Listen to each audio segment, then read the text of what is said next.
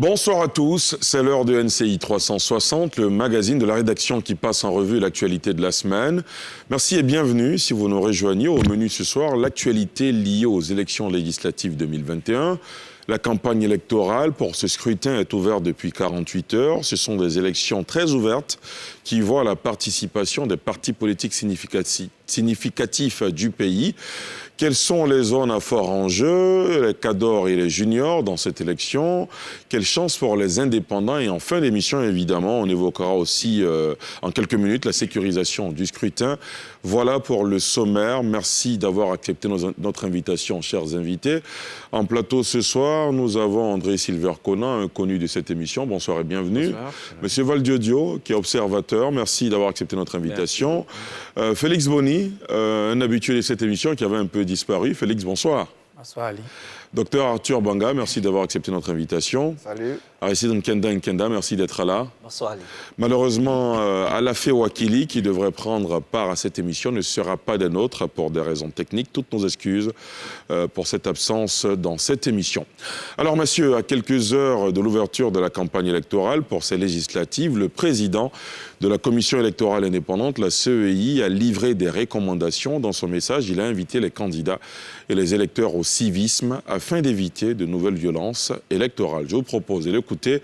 On ouvre le débat juste après. Les électeurs ivoiriens retournent aux urnes le 6 mars prochain. Cette fois, ils vont élire leurs représentants à l'hémicycle. Sur le terrain, à quelques heures de l'ouverture de la campagne électorale, la fièvre monte. En jeu, le contrôle de la chambre basse du Parlement bicaméral. Pour la commission électorale indépendante, cette course ne doit pas contrarier jeu démocratique et quiétude nationale. La période réglementaire de la campagne électorale est le moment indiqué pour aller au-devant des électeurs dans les limites de vos circonscriptions respectives pour exposer librement la noble ambition que vous nourrissez pour les Ivoiriens.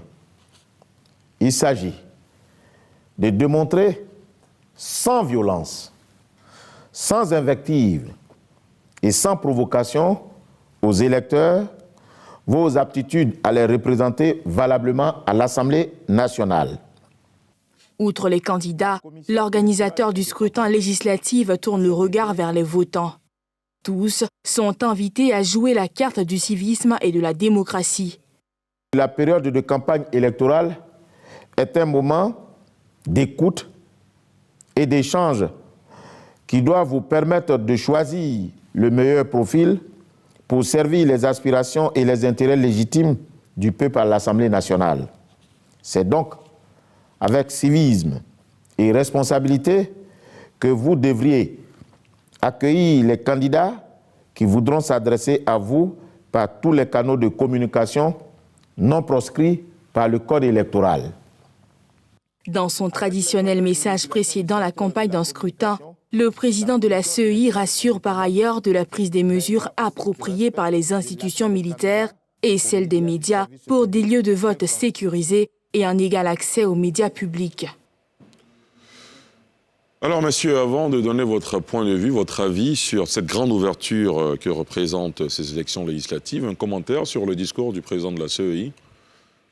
André? Oui, alors j'adhère à son discours, mais tout de suite je note que en général les responsables des commissions électorales en Afrique se comportent exactement comme si eux-mêmes n'étaient pas souvent acteurs de... Qu'est-ce qui vous fait dire ça? Ce qui me fait dire ça, je me base sur plusieurs décisions de la Chambre administrative en 2018, à l'issue des élections locales, où la Chambre administrative a mis en cause directement des responsables de la commission électorale indépendante. Et donc, la responsabilité des responsables de la commission est aussi très importante dans le cadre de la transparence d'un scrutin. Bien sûr. Monsieur, un mot sur le discours du président de la CEI, Aristide? Oui, il faut dire, Ali, que nous vivons un moment extraordinaire. Pour la simple raison que vous avez suivi dans son discours, il parle de non-violence. Et vous savez que ce que Mahatma Gandhi a fait, qui est extraordinaire, et vous êtes d'ailleurs directeur de l'information, vous voyez que c'est difficile de travailler avec 10 personnes, par exemple, mais Mahatma Gandhi, lui, il a réussi à convaincre 200 millions de personnes de penser à la non-violence. C'est ça le miracle de Mahatma Gandhi. Et en Côte d'Ivoire, j'avais dit après le 31 octobre passé que la Côte d'Ivoire vive un miracle. Et nous sommes en train d'aller à ce miracle parce que justement, il y a eu une approche managériale qui fait que, impulsée par l'exécutif, qui fait que pendant la crise préélectorale et post-électorale, la crise à période présidentielle, on a eu une démarche conduite par les forces de l'ordre, notamment avec à leur tête le général Apallo, qui a fait que les gens ont compris qu'il ne fallait pas qu'on aille à la violence. Et quand le président de la commission électorale interpelle sur la non-violence, c'est quelque chose de fondamental. Parce que, et Alafé, qui devait être sur ce plateau, aime bien quand je le dis, il faut qu'on soit comme dans les pays au Rwanda où une élection, c'est une fête. Très bien.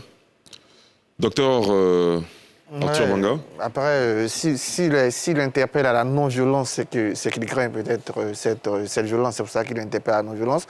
Non, mais c'est bien, il est dans un discours. Je pense que ces élections, on l'avait dit déjà sur ce plateau, qu'on avait deux choix en se référant à notre histoire. Il y avait le modèle de 95, où on a raté un peu l'élection présidentielle. L'élection législative nous a permis de nous rattraper avec toutes les forces politiques qui étaient présentes. Voilà, on est le modèle de 2000, où l'élection législative a amplifié les frustrations et les tensions de l'élection de 2000. Et je pense que heureusement, les Ivoiriens ont compris, ils ont rechoisi le modèle de 95, c'est-à-dire une élection présidentielle difficile et une élection législative inclusive qui va permettre à toutes les forces politiques de rentrer dans le débat. Et ça, c'est une très bonne chose.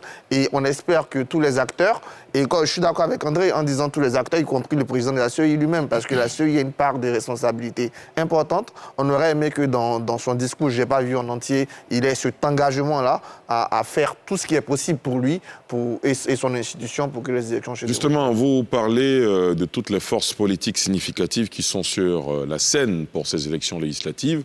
Félix Boni, vous avez l'impression que ces élections sont les plus ouvertes qu'on ait connues ces 15 dernières années? En tout cas, de mémoire de journaliste, je crois que ce sont les élections les plus ouvertes que la Côte d'Ivoire est en train de vivre. Et je pense que le discours du président de la CEI, c'est un discours de responsabilité vis-à-vis de tous les acteurs, y compris lui-même en tant qu'acteur. André fait bien de rappeler un peu les dérives de 2018 aux élections municipales, où on a vu que certains acteurs de la CEI avaient été cités dans certaines localités, notamment à Port-Boué, je me souviens très bien. Donc, c'est un discours de responsabilité. Et ce discours est la bienvenue parce que pour une fois, quand on sort d'une élection présidentielle le 31 octobre, qui a été un rendez-vous un peu manqué par rapport à notre démocratie, je crois que cette élection, c'est celle-là qui devrait pouvoir réhabiliter l'image de la Côte d'Ivoire démocratique. Et le président de la CEI fait bien d'appeler tous les acteurs pour qu'on réussisse vraiment ce passage. Monsieur Valdiodio Ndiaye, vous êtes le directeur résident EISA et chef de mission d'observation internationale EISA du Centre Carter. Vous avez aussi l'impression que ces législatives sont très ouvertes? Merci Ali, et permettez-moi d'emblée de saluer mes co-débatteurs et également vos téléspectateurs. Je crois que j'ai un petit rectificatif à apporter, c'est-à-dire je suis le directeur résident de manière opérationnelle de la mission d'observation. Très bien. Évidemment, nous avons un chef de mission. Ça, c'est du point de vue opérationnel des missions d'observation. C'est bien noté. Je pense que le président de la CEI est dans une posture institutionnelle cohérente. C'est-à-dire, il est en train de donner le signal de départ et il est important qu'il rappelle à tous les acteurs leur engagement à la paix, à s'impliquer de manière objective dans le processus électoral. Parce que ce qui est important dans ce processus électoral, je pense que après la phase post-présidentielle où nous avons tous noté des postures assez distendues entre les différents acteurs politiques, il était important de réévaluer la situation et pour pouvoir aller du bon côté. Et je pense que c'est à ce niveau-là qu'il faut saluer la classe politique ivoirienne dans son intégralité qui a mis en avant l'intérêt supérieur de la nation. Étant entendu que moi, en tant que non-ivoirien, je pense que c'est extrêmement important, la posture de ce pays-là, pour sa stabilité au niveau de la sous-région. Donc c'est vraiment heureux de constater, comme l'ont fait les autres, cette approche. Monsieur, vu que c'est une élection très ouverte, donc inclusive, quelle pourrait être la couleur du Parlement au soir du 6 mars? André Silver? Alors, juste quelque chose que je rappelle, c'est que les premières élections vraiment ouvertes auxquelles, auxquelles tous les partis ont participé, c'est pas cette année, c'était en 2002, lors des élections des conseils généraux. C'est comme ça qu'on appelait à ce moment-là. Tous les partis, PDCI, FPI, RDR, avaient décidé d'y aller. Et évidemment, cette année, malgré le fait qu'une bonne majorité de l'opposition et bien sûr le pouvoir dans son entièreté a décidé d'y aller, eh bien, il y a eu des voix dissidentes, comme celle de Guillaume Soro, comme celle de Anachi Kobena, bon, qui ont décidé de ne pas y aller. Mais effectivement, cette inclusion-là est importante dans le sens du renforcement de la démocratie. Alors, pour répondre à votre question, il est un peu difficile et un peu tôt de le préjuger parce que les forces en présence partent avec leurs forces et leurs faiblesses.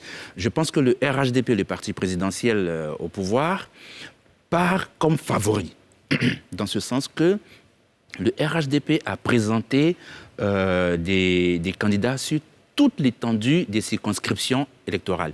Mais présenter des candidats ne signifie pas forcément qu'on va remporter ces postes électifs.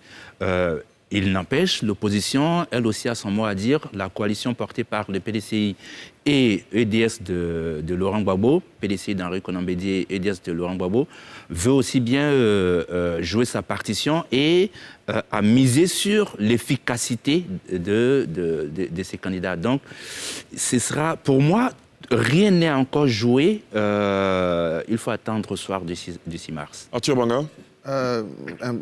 Pour dire d'abord, avant de rentrer dans le fond de la question, pour un peu d'histoire électorale, nous, déjà en 95, les élections législatives de 95 avaient vu la participation des 3 grandes forces politiques de l'époque, voilà, et qu'on a retrouvées en 2002. Mais je pense que l'élection la plus ouverte, paradoxalement, s'est déroulée sous le parti unique, l'élection législative de 1980. Parce que la condition, c'était d'être PDCI, comme naturellement tout le monde était PDCI. Mais avant 1980, le parti emmenait la liste. Ça se décidait. Et pour une fois, ils ont demandé à tout le monde, une fois que tu as ta carte de militant, tu pouvais te présenter. Et on a eu de très belles surprises. Des ministres qui ont perdu en 1980 et une élection, une législature 80-85 qui a été quelquefois rebelle, dissidente, à tel point que le parti unique de l'époque a rompu la pratique en 1985. Donc, il y avait déjà eu 80 et 95, le FPI, le PDCI, le RDR ont participé aux législatives après les complications. Pour revenir aux enjeux de cette élection, oui, il y a quand même des paramètres particuliers. On va en parler certainement à la fin. Le grand nombre d'indépendants, le grand nombre de candidatures. Vous prenez une circonscription comme Ayamé, vous vous retrouvez avec 10 candidats. Et donc, ça va forcément se jouer à 20-25%. Maple, dans le Tonkou, il y a 12 candidats. Et donc, malgré tout, pour moi, le RHDP reste le parti favori de ces élections. Parce qu'il va sans doute tout rafler dans ses bastions du Nord. Hein, c'est le seul parti aujourd'hui quasiment sûr de tout rafler dans son bastion. Et il a positionné beaucoup de ministres, voilà, qui vont faire que, à mon sens, c'est le favori. Pour le RHDP, il y a 2 objectifs politiques pour moi. Réussir la majorité. Donc, à mon avis, ça, c'est prénat pour eux, donc autour de quoi, 127, 128 députés. Et aller plus loin, et essayer d'obtenir les 2 tiers du Parlement. Comme ils ont maximisé actuellement, ils ont près de 80 sénateurs, voire 90 pour eux, il faut pouvoir toucher 140, je pense 140, 150 députés pour avoir les 2 tiers du Parlement. Ça, pour moi, c'est ça le véritable enjeu du RHDP dans ces élections. Je ne suis pas trop craintif pour réussir la majorité du Parlement, mais les deux tiers pour pouvoir changer la Constitution, ça sera plus compliqué. Après, il y a quelque chose qui est phénoménal, on le dit pas assez, mais le bloc réussit dans 80% des circonscriptions. Le bloc réussit PDCI-EDS est quelque chose de significatif. Dans 80% des circonscriptions, le PDCI et l'EDS ont une liste commune. Ce qui fait que l'opposition, je pense, dans l'histoire de la Côte d'Ivoire, c'est la première fois que l'opposition arrive si unie dans des élections législatives. Pour moi, réussir déjà à la centaine d'élus ou au-delà, ce serait une très belle performance pour l'opposition. Voilà. Et on peut se retrouver dans un scénario où tout le monde peut être content, c'est-à-dire le RHDP garde sa majorité, ce qui facilite l'application du gouvernement. Je pense que c'est mieux d'ailleurs pour le fonctionnement du pays si on aura trop de blocages, avec une opposition significative, avec des groupes parlementaires de 100, 115, voire 110 députés, pourquoi pas 120, qui va permettre à l'opposition d'avoir un poids fort et pouvoir remettre les choses dans le sens. Donc pour moi, c'est mon analyse. Je pense qu'en Auvergne, le RHDP reste favori, a de fortes chances d'avoir la majorité de l'Assemblée nationale, mais les 2 tiers du Parlement pour pouvoir voter directement les lois organiques, dont la modification de la Constitution, c'est là le vrai enjeu pour eux. Aristide ? Oui, Ali, tu parles de coloration et tu parles aussi d'ouverture. À propos de coloration, la future Assemblée nationale, l'émission où tu n'as pas été là, il y avait Mathieu Bledson qui avait soulevé la question des sondages. On ne peut pas, à partir de maintenant, faire une projection. C'est vrai, comme dit André Sivek-Conan, le RHDP couvre l'ensemble du territoire, mais ça ne garantit pas grand-chose, même s'ils vont favoris. Ensuite, pour l'ouverture, il faut quand même dire que de mes investigations, je me suis rendu compte qu'un parti comme leader de Mamadou Koulibaly, qui a des problèmes de justice, a dû présenter des candidats indépendants. Donc le discours qu'ils portent, ce n'est pas le discours normalement de leur leader ou bien de leur organisation. Donc à partir de ce moment, il faut tout faire pour que... Je vous ai dit qu'il y a 3 types d'intellectuels. Et dans le champ politique, qui est un champ de rivalité de pouvoir, il faut des intellectuels. Et une posture comme Mamadou Koulibaly doit revenir dans le champ politique. Et pour qu'il revienne, il faut absolument que le jeu soit plus ouvert et que même les autorités favorisent le retour des personnalités comme Mamadou Koulibaly, parce que les 3 types d'intellectuels, il y a ceux qui produisent des idées, et Mamadou Koulibaly fait partie de ceux qui produisent des idées. Même si pour ces idées-là, moi particulièrement, je ne suis pas d'accord avec toutes ces idées, mais ce sont des idées qui contribuent à construire la démocratie. Maintenant, il faut dire un mot sur EDS, parce que EDS, en revenant dans le champ politique, a compris qu'il était important qu'ils viennent se construire et qu'il fallait maintenant jauger les forces en présence, parce que depuis 2011, on n'a plus eu une élection comme celle-là.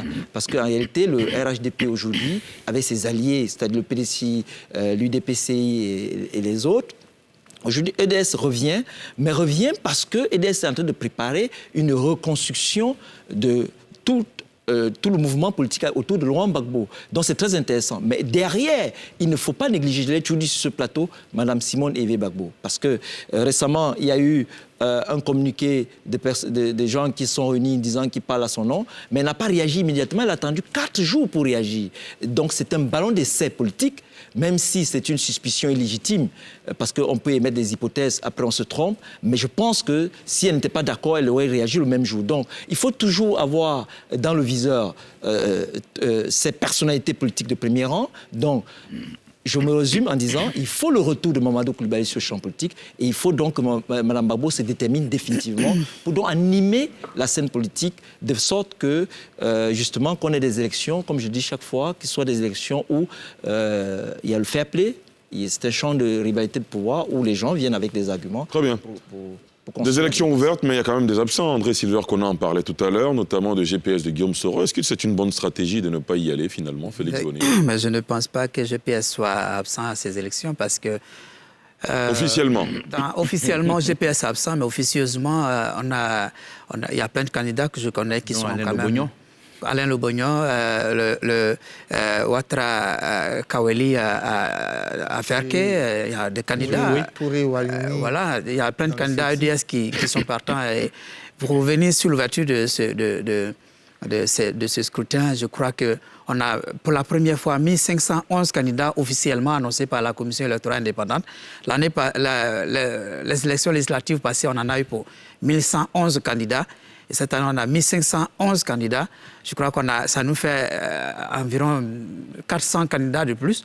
Je crois que ce sont les élections les plus ouvertes en Côte d'Ivoire. Et ouverture pour ouverture, il ne faudrait pas limiter l'ouverture aux grandes formations politiques, le FPI, le PDCI, le RDA. Pour une fois, moi, j'ai pu compter plus d'une dizaine de partis politiques qui prennent part à ces élections. Plus d'une dizaine de partis politiques et de mouvements politiques. Et aussi d'individus qui s'intéressent à la politique qui ont décidé d'y aller cette année. Et même des étudiants, et même j'ai découvert même dans la liste des candidats, des élèves. C'est-à-dire quelqu'un qui a une certaine majorité, qui a décidé quand même d'aller défendre ses opinions parce que l'Assemblée nationale, c'est quand même le creuset des débats. Et chacun veut aller faire prévaloir quand même ses idées à l'Assemblée nationale.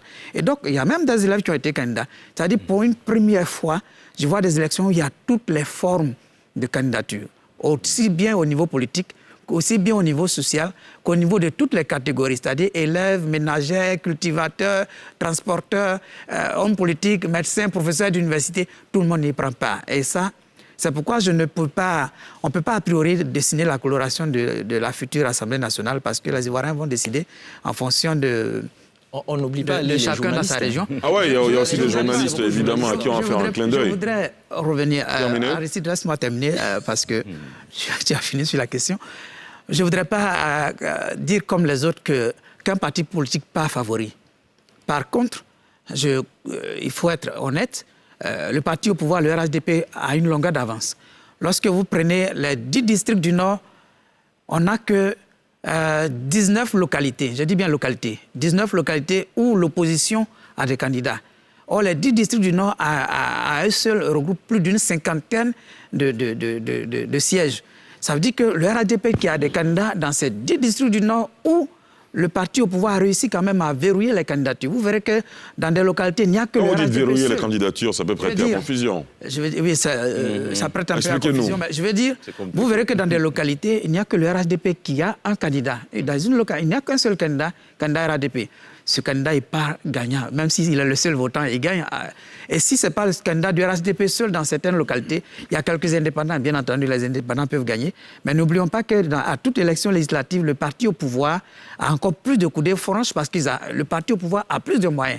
Donc ça donne déjà une longueur d'avance sur le RHDP, déjà à partir du Nord. N'empêche que le Nord ne regroupe pas la grande majorité des postes électifs en matière de législative. Donc, l'enjeu sera au niveau des autres régions. Et je pense que l'opposition, quand même, a réussi, EDS et PDCI ont réussi quand même à positionner des candidats de telle forte dans certaines zones qui peuvent quand même permettre de contrebalancer, j'allais dire, le pronostic à l'issue de ces élections. Toutefois, il faut noter que cette opposition se tire quand même la balle dans le pied parce que quand vous remarquez, même PDCI et FPI se combattent dans plusieurs zones. Vous prendrez... On parlera tout de suite des zones à fort enjeu. Ce sera dans 2 minutes. Très bien. Okay. Arthur Manga. Rapidement, en termes de candidats et de partis politiques, c'est l'ouverture. Je ne limite pas l'ouverture aux seuls partis politiques. Mais après, j'ai la chance d'être historien et donc je ne perds pas le contexte historique. C'est cela. Avoir un régime de parti unique, un parti unique qui vient dire « OK, à partir d'aujourd'hui, on n'envoie plus les candidats du gouvernement, mais tout le monde peut être candidat », c'est une ouverture incroyable dans ce contexte. Voilà, en naissance de démocratie, 5 années après le multipartisme, avoir les 3 forces politiques du pays, après avoir boycotté des élections présidentielles, c'est une ouverture historique. Les indépendants, c'est avec 2000 qu'ils apparaissent. C'est à partir de 2000 qu'on a les premiers indépendants. Donc, quand on juge, il faut avoir le recul historique qui permet de saluer quand même des ouvertures comme celle de 1980 que je rappelle. N'empêche, je reconnais que d'ailleurs on a un nombre de candidats impressionnants. J'ai cité des localités, on se retrouve avec 12 candidats, avec une dizaine de candidats. Voilà. Deuxième chose que j'aimerais dire, le fait, on s'est inspiré du modèle français. Avant, en France, l'élection législative avait lieu souvent à mi-mandat et ça donnait toujours des cohabitations.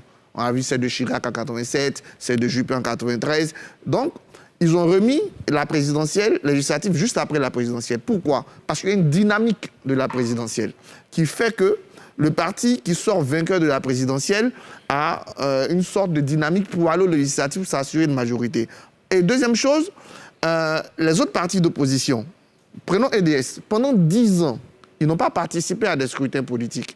Voilà. Ils n'ont pas agi de façon importante sur la transformation de la liste électorale. C'est des choses qu'ils vont payer aujourd'hui. Donc, ils reviennent, je suis d'accord avec Aristide, pour essayer de faire renaître le mouvement. Voilà. Il y a des zones où ils n'ont pas fait campagne depuis des années et des années. On n'a pas entendu de vie politique des proches de Laurent Gbagbo. Donc, c'est une difficulté par rapport à une zone où, par exemple, le président a nommé ministre qui vient tous les jours depuis 2-3 ans. N'oubliez pas que les gens du RAGP, ils ont fait campagne en 2018 pour les municipales. Ils ont fait 2020. Hein, la pré-campagne, la campagne, les remerciements de la victoire. Voilà. Et exactement, ils ont une petite avance par rapport aux autres. Le PDCI a été absent aux élections présidentielles. Et d'ailleurs, j'étais l'un sur ce plateau à réclamer la participation à des élections. Parce que quand on participe à des élections, ce n'est pas forcément pour les gagner. Mais on peut avoir des gens qui vont aller sur le terrain, expliquer, se donner une popularité, préparer par exemple les élections qui vont Bien suivre. sûr. André ? Alors, ce qu'il faut noter aussi, c'est qu'il y a certains partis politiques qui avancent masqués dans... oui, quand vous prenez, quand vous prenez par exemple Leader a au moins 8 candidats. Aux législatives. Oui, aux législatives, mais... pas officiellement. Mais ils ne sont pas masqués parce que... Non, ils sont masqués carrément parce qu'ils ne sont pas... Ils n'ont pas le symbole du... Ils n'ont pas le symbole de... C'est tout cela que j'appelle masqué parce que, rappelez-vous, même Mamadou Koulibaly, il a été élu maire d'Azadié sous la bannière indépendante. C'est cela. Voilà. Et donc, il y a Leader, il y a un parti comme l'UDC de Brahima Soro. Ils avancent masqués. Voilà. Et après, il y a eu aussi d'autres coalitions. Ça, c'est la première chose que je voulais relever. La deuxième, c'est que moi, ce qui me marque dans ce scrutin, c'est que, bien sûr, il y aura beaucoup, on en parlera tout à l'heure, hein, il y aura certainement des surprises. Mais il ne faut pas se méprendre. EDS était sur le terrain d'une façon ou d'une autre. Bien sûr, ce n'était pas à travers le donisme ou bien l'offrisme, vous voyez, cette politique nauséabonde qui consiste à aller faire des dons aux populations.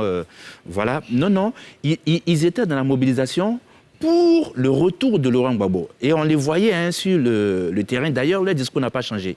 C'est le thème central de leur campagne. Cela peut avoir des inconvénients comme des avantages. Voilà. Mais le postulat qui consiste à dire qu'ils ne sont pas assez inscrits sur la liste électorale ne me paraît pas tout à fait juste parce que EDS, l'opposition dans son ensemble, a appelé au dernier recensement leurs militants... Très tardivement quand même. Non, pas tardivement. Ils ont, depuis au moins 2 ans, le FPI de Laurent Gbagbo, en tout cas les GOR, disent on va participer aux élections. Voilà. Et donc, pour moi, s'inscrire sur une liste électorale ou aller renouveler son inscription sur une liste électorale, c'est vraiment la moindre des choses. Voilà. Pour moi, effectivement, je suis dans cette posture de ce que c'est difficile de préjuger quand bien même le parti présidentiel, le RHDP, part... À une longueur d'avance. Valdiodio Ndiaye ? Oui. Merci beaucoup. Moi, je pense qu'il y a un point où je voudrais quand même interpeller l'historien. Je pense qu'il est quand même un peu compliqué de dire que ce qui s'est passé en 1980, c'était l'une des élections les plus inclusives. Parce que les postulats de base du choix même des candidats posaient problème. Parce que même s'il y avait une ouverture à l'interne de permettre à tout le monde d'être candidat, mais au finish, tout le monde est sous une bannière. C'est-à-dire, c'est... Sous la même bannière, vous voulez dire ? Oui, là, exactement. C'est le président, au fait, après, qui décide. Et tout le monde se... Vous permettez ? Terminez. Et tout le monde se range. Tandis qu'ici, quand même, quoi que l'on puisse dire, il y a une variabilité des forces politiques avec des orientations politiques différentes. Je pense que sous ce rapport, quand même, il est important vraiment de dissocier un peu. Je comprends l'historien. De dissocier l'époque du parti unique, de dissocier l'époque post... Vous n'allez pas tout reprendre, quand même. Laissez-moi m'exprimer. Très bien, allez-y. Donc, sous ce rapport-là, je pense que quand même, il est important de revenir un peu standard en matière de démocratie, etc., pour voir un peu les forces plurielles qui compétissent. Bon, évidemment, nous, sous réserve de voir comment ça va se matérialiser sur le terrain, nous pouvons dire de manière objective que quand même, il y a des avancées substantielles parce qu'il y a vraiment des pluralités de forces actuellement aujourd'hui qui sont en compétition et avec les indépendants et beaucoup de femmes, etc., je pense qui sont indépendantes, hein, parce que aussi, il ne faut pas nier ce qui s'est passé un peu à l'interne des partis avec la désignation d'un certain nombre de candidats. Donc, il y a eu des femmes qui ont décidé de se porter candidates, etc. Ça, je pense que c'est des avancées.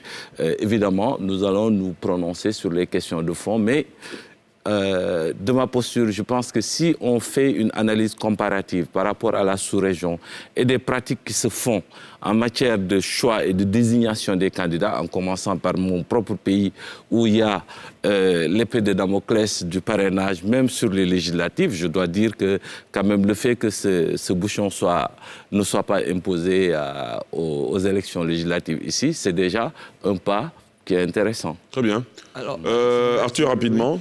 Deux choses. La première, André, c'est que, oui, EDS a participé à la vie politique, mais d'abord sur les élections, n'oublions pas qu'ils ont, et ça je le dis à des amis, ils ont détruit pendant près d'une décennie le système électoral. D'abord, ils n'ont pas reconnu la défaite de 2010. Donc, ils ont passé tout le temps à dire on n'a pas perdu, ils ont triché. Ils ont passé tout le temps à dire c'est pas une CEI. Ils ont passé tout le temps à dire c'est pas une liste électorale. Et d'ailleurs, moi, je trouve que c'est difficile. Il y a quelques mois, vous avez dit à des gens, y compris le PDCI d'ailleurs, n'allez pas voter parce que la CEI, le Conseil constitutionnel, tout ça, c'est mauvais. Et ce matin, vous nous avez dit venez voter. Il y a quand même un manque de cohérence. Et qui vont payer quelque part. Et dire aux gens, ce système politique, ce système électoral est défaillant, il est fait contre nous, laissez-le faire les choses, ça n'a pas permis clairement de modifier autant, forcément, sur les 2 dernières années, quelques soubresauts, mais je pense que le fait de n'avoir pas participé de façon constructive à la vie politique, en disant ça se paye un peu. Deuxième chose que je voulais dire... N'oubliez pas que la politique aussi, c'est le réalisme. Hein?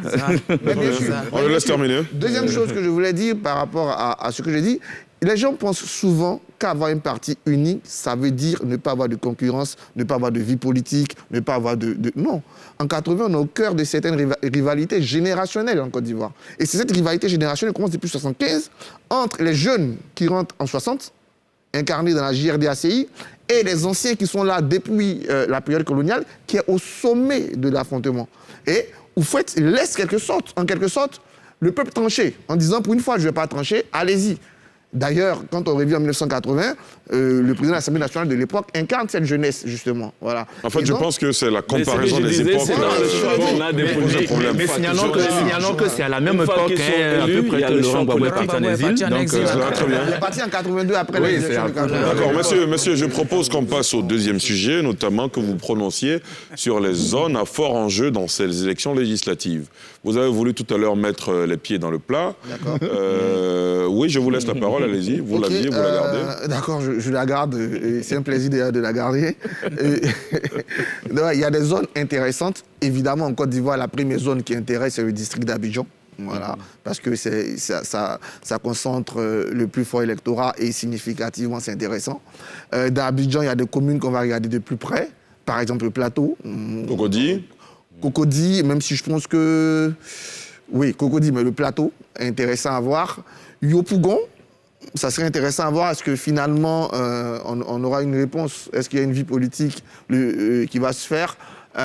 On peut regarder aussi du côté de Port-Boué, où on va retrouver les 2 acteurs principaux des élections municipales. On va regarder aussi du côté de Bassam, où on aura un peu. Donc, ensuite, dans les zones, le Vébaoulé, pour moi, est la deuxième zone à regarder de plus près, parce que l'une des choses, des prévisions du RHDP parti unifié, c'était de prendre au maximum sur les terres de ses anciens alliés et de son principal allié, le PDCI. Et c'était l'une des zones où la désobéissance civile a été la plus vigoureuse. Il y a beaucoup de ministres engagés. On va voir ce que ça va donner. Est-ce que le PDCI va pouvoir conserver l'essentiel ou la grande majorité du Vébaoulé et en faire sa lampe de lancement pour pouvoir résister? Il y a une troisième zone qui est intéressante pour moi, c'est la zone du Tonki, où... pour la même raison, on va devoir maintenant se mesurer entre l'UDPC et le RHGP pour voir qui pèse quoi. Et finalement, on va voir le vrai poids du retour du FPI dans certaines zones. Il y a des villes emblématiques, par exemple, Tout-le-Pleu, où on aura un beau match entre entre la ministre Dénicazion. Anne Loto et Dénicazion. Ça, c'est intéressant à voir. On a des gens qui sont engagés, par exemple, à Dabakala, où, à mon avis, Jean-Louis Billon joue gros, parce qu'en cas de défaite, c'est difficile, il pourra rebondir, ouais, mais en cas de victoire, il est vraiment lancé pour la succession de Henri Konan Bédié, si jamais Henri Konan Bédié entend cette succession. Voilà. Et donc... Poursuivez, monsieur, allez-y. Voilà un peu pêle-mêle ce qu'on pourra avoir comme jeu. André, les zones à fort enjeu pour oui, vous tout de suite le plateau. Hein. Vous vous rappelez 2018, cette bataille... épique, j'ai envie de dire. On va dire. Mais aujourd'hui, nous avons affaire à deux styles différents. Voilà, je pense que 2018 est derrière nous en termes de tension électorale. Vous avez vraiment deux styles différents. Ouattara Draman, Diodé, le candidat du RHDP, qui a le soutien, mais alors sincère, de son rival en interne au sein du RHDP, donc Fabrice Awignon, qui aussi a ratissé autour de lui dans d'autres partis et mouvements. Et puis, on a le maire Jacques Ewo, le député sortant et maire Jacques Ewo, avec son style habituel, sans bruit, mais en même temps qui surfe donc sur... j'ai écouté son discours, hein, il surfe vraiment sur l'opposition, le retour de Benjo, la fin de l'exil, la revanche pour les victimes de la crise électorale. Donc, on a vraiment deux styles différents avec deux acteurs à peu près différents. Et on espère que cette fois-ci, ça va se faire vraiment normalement. Je n'ai pas d'indicateur qui me permettent de dire que ce sera violent cette fois-ci. Donc, le meilleur, certainement, va gagner. On a évidemment Kokodia, la bataille des dames, hein, Yasmina Ouenien d'un côté, Noël Afoué Delphine du RHDP. On parle moins des hommes à Cocody que des femmes, ce qui est déjà intéressant. Et puis Yopougon, la bataille des héritiers, vous voyez, les Gbagbo, les Diaoufoué, les Ouenien, face à la liste conduite par le RHDP, c'est ici qu'on verra effectivement l'impact justement de la présence à travers les actions au quotidien. Voilà, on verra. Ce sera très difficile pour le RHDP, mais ce n'est pas impossible. Parce que les législatives, c'est un autre enjeu. C'est-à-dire que c'est le rapport personnel des gens avec les populations. Voilà, il y a d'autres batailles épiques, hein, par exemple à Tanda avec le ministre Kobena Kwasi Adjumani et son rival de tous les jours, Vremen. D'ailleurs, j'ai vu une belle image hier où les deux personnalités étaient ensemble et elles ont échangé des mots très gentils, voilà, au sens propre du terme. Voilà. Et donc, il y aura vraiment des enjeux. Port-Boué, oui. Port-Boué, la bataille des deux adversaires de 2018 qui se retrouvent encore. C'est la même configuration. Le maire Emou part avec son adjoint. Le ministre Siandou Fofana aussi part avec son... Voilà. Et donc, c'est vraiment la même configuration. On espère qu'il n'y aura pas de Bakaver ou bien de Loubar. Et puis, Koumansi, c'est aussi à regarder de près parce qu'il y a déjà une violence. À Koumansi, un des candidats indépendants, on a vu ces images-là, ensanglanté, qui a dénoncé une sorte de rapt. Bon, il faut pouvoir voir cela. On espère que tout cela va se passer, mais vraiment de façon dans la transparence surtout, et surtout sans violence, on espère. Félix Boni, est-ce que vous avez l'impression que des membres du gouvernement engagés dans ces législatives jouent très gros dans ces élections? Beaucoup. Vous avez des zones en tête? Oui, on a parlé tantôt du ministre Adjumani à Tanda, il y a le ministre Souleymane Diarra-Souba à Yamoussoukro, il y a le ministre Jean-Claude Kouassi qui joue également gros à Guébonois. Donc, je crois que le gouvernement a sorti la grande artillerie dans plusieurs localités où la ministre Belmonte Dogo, par exemple, à Djibéroua, face à Dr Blé Christophe, qui a été le médecin quand même de l'ex-chef de l'État, Laurent Gbagbo. Et vous avez vu qu'au-delà d'Abidjan, même au niveau de la bataille d'Abidjan, la ministre Kandia Camara, qui joue également gros à Bobo, il faut savoir qu'à Bobo, jusque-là, a été une zone qui était d'abord initialement PDCI, qui a été ensuite contrôlée par le FPI de Mme Simone Gbagbo, et après il y a eu le RHDP, qui a repris cette commune au moment où c'était le PDCI et le RDR ensemble. Aujourd'hui, ce RHDP s'est effrité et le PDCI a rejoint l'opposition. Donc, Mme Kandia Camara et la liste RHDP à Bobo jouent gros également aussi face au PDCI et à ses alliés. Il y a également une zone qu'il faut également citer. Il y a la zone de Gagnoa. Gagnoa, où on a Maurice Kakou Gigaoué qui va rentrer dans la bataille avec Marie-Odette Lorugnon. Mais à côté également un certain Crécré Firmin, qui est également aussi du FPI à Finguessan, qui également va jouer sa partition dans la même zone. Pourquoi on ne s'est pas entendu finalement dans cette zone de Gagnoa entre alliés de EDS et du PDCI-RDA? Ça montre que l'unité dont on parle du FPI et du PDCI n'est pas à 100%, parce qu'il n'y a pas que Gagnoa. Il n'y a pas que 100%. Il y a plusieurs localités dans lesquelles le PDCI a son candidat, le FPI a son candidat. Je prends le cas, la bataille, c'est également dans le Moronou. Il y a Afinguessan qui est candidat, mais il y a un monsieur qui n'est pas candidat, mais qui a des candidats qu'on appelle Théophile Awandoli. Donc il y a la bataille des grands pour le contrôle du Moronou entre Théophile Awandoli et Pascal Afinguessan dans le Moronou. Et donc je pense que les enjeux de ces élections, il y a plusieurs localités qui vont être suivies de près. Dans l'Ifou, il y a le RHDP qui défie Henri Konan Bédié sur ses terres dans l'Ifou avec Venance Konan. Au milieu, on a Ariette Lagou, qui également va jouer un peu la troufette entre les deux formations RHDP et PDCI. Donc il y a vraiment matière à suivre ces élections de près. Ce que je voudrais ajouter également sur... vous avez parlé des grosses têtes. On a le ministre-gouverneur du district d'Abidjan, Bugremambé, qui croise le fer avec Eric Nkumo Mobio. Vous savez bien qui est Nkumo Mobio, Eric Nkumo Mobio. Et ces deux croisent le fer, ils sortent de la même formation politique. L'autre est passé de l'autre côté, ils vont s'affronter à Songon pendant ces élections. Ça dit qu'on aura des élections qui seront vraiment palpitantes. En tout cas, la démocratie va se jouer à ces élections et on espère que l'enjeu ne tuera pas le jeu. Il ne faudrait pas que la volonté de tout un chacun de gagner nous conduise vers des violences. Il faudra qu'on ait une élection vraiment apaisée pour qu'on donne un bon modèle à la Côte d'Ivoire. Aristide ? Oui, Ali, tu vas me permettre de faire une précision parce que les téléspectateurs nous suivent par rapport à ce que tu as dit pour la France, où il y a cohabitation. Il y a cohabitation parce que le régime en France est semi-présidentiel. Alors qu'ici, même si certains estiment que les élections législatives, c'est un deuxième tour de la présidentielle pour contrôler le Parlement et pouvoir imposer une cohabitation, ce ne sera pas véritablement le même cas qu'en France. Maintenant, pour revenir sur donc, les zones à fort enjeu, je ne veux pas revenir sur toutes les zones parce que ça a été cité, mais je veux quand même insister sur Dabakala. Dabakala avec Jean-Luc Billon qui joue gros. Et surtout revenir sur Fekese-Dougou, parce que justement, là-bas, le député maire est considéré comme pro-Soro. On a dit que Soro n'était pas dans cette course. Et donc, face au HDP, ce sera un combat important. Insister maintenant sur Gagnoa. Gagnoa, pourquoi? Parce que justement, vous voyez, on a salué l'arrivée de EDS dans le jeu démocratique, mais EDS, c'est un parti de gauche.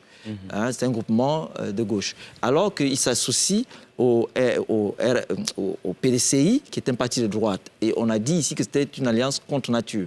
La preuve, à Gagnoa, il y a eu donc ce clash entre ces deux qui sont censés être ensemble. Mais ce qui est important, ce qu'il faut souligner, et c'est ce que les premiers théoriciens de la géopolitique ont fait comme erreur, c'est le déterminisme géographique. Alors que, en ce moment, au XXIe siècle, nous allons sur le contrôle des territoires, mais qui sont des territoires immatériels. On va sur la notion de géographie humaine et non la géographie physique. Parce qu'en réalité, le résultat qu'on obtient, ce n'est pas les effets de la géographie physique qui sont interprétés politiquement, alors qu'en réalité... Mais d'un vote, vous parlez de géographie physique? Alors, on le laisse terminer. Aristide, terminez votre... Non, docteur Arthur Banga, on le laisse terminer en 30 secondes et je vous donne la parole. Sinon, je vous distribue un carton jaune. Allez-y, Aristide. Aristide sort de son... Aristide, terminez. Je parle du territoire. Aristide Terminé. nous promène là. S'il vous plaît. Aristide, terminez. Je parle du territoire, de territoire immatériel, le contrôle du territoire. Ici, nous sommes dans le champ des rivalités de pouvoir, mais qui sont... C'est des arguments. Donc, on voit bien qu'à Gagnoa, il y a donc Marie-Odette Lorugnon qui est encore attachée au déterminisme géographique. Et c'est une erreur. Et c'est pour ça qu'on a dit que cette alliance est une alliance contre nature. Très bien. Arthur, vous voulez réagir sur l'opposition au sein de l'opposition, notamment le cas de Gagnoa? Oui, San Pedro, il avait dit. Moi, je dis, il faut 100%, ça n'a jamais existé. On ne peut pas faire 100% d'union. Parce qu'il y a toujours, les élections législatives, il y a toujours un truc personnel. Mais quand on réussit quand même 80%, Gagnoa, ou peut-être une ou deux communes, quel que soit ce qu'elles symbolisent, ne vont pas quand même faire oublier l'effort d'unité qui a été fait sur plus de 80%. Soyons sérieux. On a PDCI, EDS, dans 80% de leurs candidatures sont des candidatures communes. Vous n'avez pas ignoré ça quand même. Moi, je pense qu'au contraire, je le dis très honnêtement, ce que PDCI et EDS ont fait, le RHDP, parti groupement politique, n'a même pas réussi à le faire alors qu'ils étaient au pouvoir. Souvenez-vous en 2013, où Henri Konan Bédié a sorti, nous allons en disperser, mais pas opposer. Ils étaient au pouvoir, ils n'ont même pas pu se partager les trucs, et ils sont allés se croiser. Donc, c'est difficile. Et même la preuve, c'est qu'au sein des partis politiques, on va revenir sur les indépendants, il y a plein d'indépendants qui sont affiliés à des partis politiques. Bien sûr, bien sûr. Qui sont affiliés à des partis politiques. On ne peut pas venir dire que des gens qui ont réussi à faire 80% de leurs candidatures en commun ont échoué leur unité. Mais 80%, il veut réagir rapidement. 80% de candidatures en commun, 20% de candidatures, on a laissé le champ à chaque parti politique d'avoir un candidat qui peut permettre à l'opposition de gagner. Mais au-delà de ça, je vous cite, dans le Tonkpi, il y a plusieurs localités où EDS et PDCI s'affrontent. Dans la région de Lamé, pareil, c'est-à-dire un pays entier. Affrontant, non, les 20%, c'est là où il y a un candidat PDCI qui est soutenu par le 20%, EDS. Non, oui. Voilà ce que je dis. Dans 80% des candidatures sont communes. Il y a 20% où ça n'a pas marché. Je ne vois pas pourquoi on veut me mettre en évidence ces statistiques. La question on ne peut pas venir me dire que quand je réussis 80% de mon objectif, j'ai échoué. Quand même, D'accord. La question oui, rapidement, on doit passer à la pause. Qu'est-ce qui n'a pas marché pour qu'ils ne puissent pas s'entendre? N'oublions pas qu'à Gagnoa, le candidat du PDCI, c'est quand même le secrétaire exécutif du parti. Et que Marie-Odette Lorugnon également est vice-présidente du FPI proche de Laurent Gbagbo. Qu'est-ce qui n'a pas marché pour que les égaux ne puissent pas être tranchés, pour qu'ils puissent avoir un candidat face à un autre candidat très firme, qui peut-être même va s'arracher le fauteuil entre les deux. Très bien. Rapidement. À Gagnoa, il a même, dans cette même circonscription, il y a même un pro-Soro qui est indépendant. Mais voilà. Mais j'aimerais souligner quand même le cas de Fresco, où Alain Lobognon est en campagne depuis sa prison. C'est une situation inédite, un peu à la Kourouma. On verra ce que ça va donner. Il a une équipe très active sur le terrain. J'estime que son cas est quand même assez problématique. Et puis, il y a aussi le cas de Séguéla, où le Premier ministre Ahmed Bakayoko va certainement... On espère qu'il viendra d'ici là, mais sinon, il va aussi suivre cette campagne à 6000 lieues. Voilà, ce sont des localités sur lesquelles je voulais vraiment, Bien sûr. Revenir. Alors, monsieur, je vous redonne la parole. Ce sera juste après cette petite pause.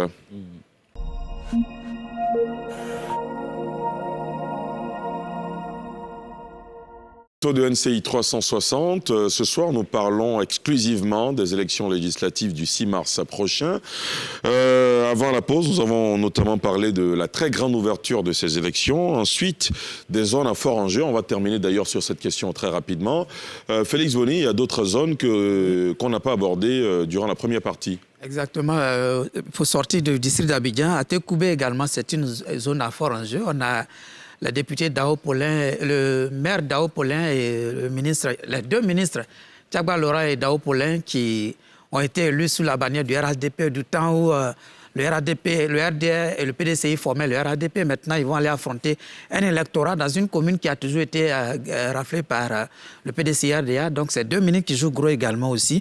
On a le cas de Korogo, on aura la bataille de Koulibaly avec Sita Koulibaly, qui est la présidente des femmes du PDCI-RDA, qui aura à croiser le fer avec la liste RHDP conduite par l'ex-ministre Sangafoa dans cette zone également aussi. Et on a également, au niveau des ministres, on a également San Pedro. San Pedro qui est une zone où on a le ministre des PME, Anoglé Félix, qui va également compétir avec... croiser le fer avec d'autres adversaires dans cette localité. Et puis, pour parler toujours des ministres, on a encore plusieurs localités où des ministres vont continuer encore vont justifier, j'allais dire, parce que je crois, enfin je ne crois pas, mais je veux dire, il se dit qu'après ces élections, on pourrait éventuellement avoir un remaniement ministériel. Et il faut que chaque ministre éventuellement montre qu'il a du coffre dans sa localité. Et donc, il y a encore d'autres localités dans lesquelles les ministres vont encore aller défendre leur fauteuil. On parlera par exemple du Tonkpi, où on a les ministres Flindé Albert et Sidiki Konaté qui vont également rencontrer les partisans de Mabry Touakus dans cette zone, etc. Je pense qu'il y a suffisamment de challenges au cours de ces élections et on va suivre tous ces ministres. Qu'est-ce que chacun de ces ministres pèse réellement dans sa base au cours de ces élections? André? Oui, il y a aussi la bataille des 3 A, on va dire, voilà, à Beauville, avec les moyens vraiment... le directeur exécutif. De tout, je vais dire... le moins important, vous voulez dire? Oui, le directeur exécutif du RHDP qui s'est lancé dans la bataille avec vraiment tous les moyens possibles. On a vu cette profusion de dons, voilà.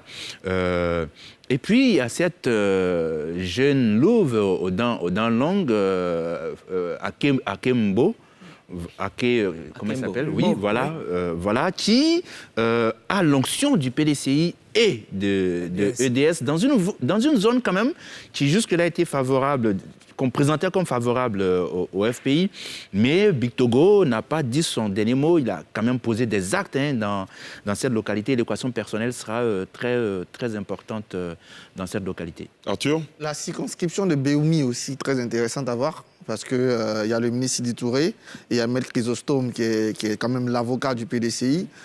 Donc on va bien voir, surtout que c'était une zone où le taux de participation était très faible. Voilà. Et à côté, on pourra faire un petit coucou à Vorena Nguessang aussi, qui arrive comme une jeune louve. Après, le retour de certains classiques du FPI aussi à regarder. Hubert Lahi à Guiglo, par exemple. Est-ce que... Voilà, on va vérifier. Est-ce qu'il a encore le souvenir? Est-ce qu'il a encore ce nom? Guirelou aussi à Guiglo commune, c'est à voir. Encore qu'à Guiglo sous-préfecture, je crois, Hubert Lahi bénéficie du soutien de Saboré, qui est du PDCI. Mais ça serait intéressant de voir ce qu'ils vont faire. Et je reviens sur Dabakala, qui est pour moi une zone c'est un très gros enjeu, parce que, un peu comme le directeur de Big Togo qui part à Beauville, même s'il a été pendant un temps maire et président du Conseil général, Jean Libion part dans une zone quand même considérée comme bastion du RHGP. Et lui, il joue gros parce que s'il rate ça, rebondir, vouloir se donner célébrité au sein du PDC sera difficile. Une légitimité, vous voulez dire. Pardon, au sein du PDC sera difficile. Par contre, s'il réussit, il est vraiment bien parti. Il y a aussi le gros pari de Souleymane Diarra-Souba à Yamsokro, quand on voit Kakapé. Et puis, j'ai Bongouanou aussi. Bongouanou commune, je pense, où il y a des candidats relativement jeunes, Valentin Kouassi du PDC-RDA, le professeur Tano Kassi Pascal qui va représenter Afin Guessant. Dans cette zone-là, ça serait intéressant à voir. Et puis, voilà, donc on aura de beaux enjeux. J'aimerais, comme vous avez apporté votre soutien aux journalistes, apporter mon soutien à tous les professeurs, enseignants d'université. Mais nous, on n'a encore rien dit pour les journalistes. On va le faire tout à l'heure, oui. Il y a aussi Divo. Oui, il y a Divo, une circonscription qui fait couler beaucoup d'encre avec le ministre Amédée Kouakou et qui est accusé par ses adversaires. Bon, c'est la politique, mais à côté, il y a Lakota. Il y a Lida Kouassi, qui est quand même opposé à une jeune louve aussi, justement, Marcel Gaudy, indépendante, mais sous le couvert de Kogeb de Charles Blé Goudé. Je pensais plutôt à Kouyaté. Voilà. Non, Divo, Kouyaté, c'est Divo, mais en sous-préfecture. Non. Kouyaté, c'est Dalois. Non, c'est Lakota, Kouyaté. Lakota, oui, mais c'est en sous-préfecture. Bon, en tout cas, ce n'est pas la même circonscription. Voilà. C'est pas la même circonscription. Et donc, il y a... on va vraiment voir ce duel entre ces générations-là dans une zone, justement, qui est réputée favorable au FPI. On va voir ce que ça donne. Je suis très content pour ces législatives parce que c'est cela la politique.